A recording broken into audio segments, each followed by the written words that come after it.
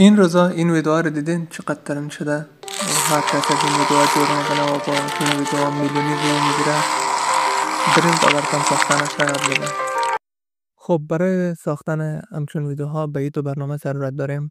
از برنامه اولی که هوشن است برای عکس استفاده میکنیم تا متن رو نوشته میکنیم به عکس تبدیل کنه و برنامه بعدی که کلینگای است اینجا عکس به ویدیو تبدیل میکنیم. فعلا وارد برنامه اولی میشیم.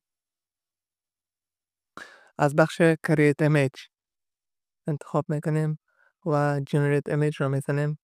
بعد اینجا از ما پوینت میخواد درباره عکسی که میخوایم باید معلومات بدیم. اینجا ما قبلا نوشته کردیم او را پیست میکنم در این بخش و پایین بخش پایین از اینجا میتونی حالت ویدیو رو انتخاب کنی که به چی حالت باشه به چی اندازه باشه. و از پایین ما بخش استایل داریم که انواع و اقسام استایل هست. میتونین از اینجا یک استایل خیلی خوبه برای ویدیوتان انتخاب کنین و وقتی که همه اینا رو انتخاب کردین این پایان watch and video and generate میزنین. یک ویدیو اعلان براتون میاره و اعلان میبینین تماشا میکنین و بعد از او عکس را که میخواین براتون میسازه.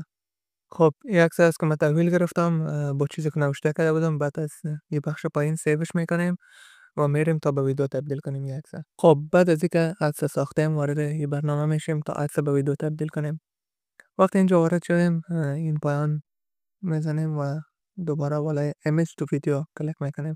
وقتی اینجا بریم برای ما چند حالت میده. اول این که در این بخش عکس انتخاب میکنیم. عکس را که داریم بالایش میزنیم و عکس را انتخاب میکنیم برش. من همون عکس را که ساختیم همون را برش انتخاب کنم و دادم. حالا دوباره در این پایان باز همون پوینت میخواه برای ما که همون پوینت را که برای عکس داده بودیم همون را میتونیم اینجا دوباره پیست کنیم و بخش پایان بقیه بخشایش کار نداریم. نگاتیو پوینت هم نمیخوایم برش بدیم و جنریت بالای جنریت میزنیم. این پایان جنریت است بالای میزنیم. حالا باید چند دقیقه صبر کنین تا ویدیو رو برای ما بسازه.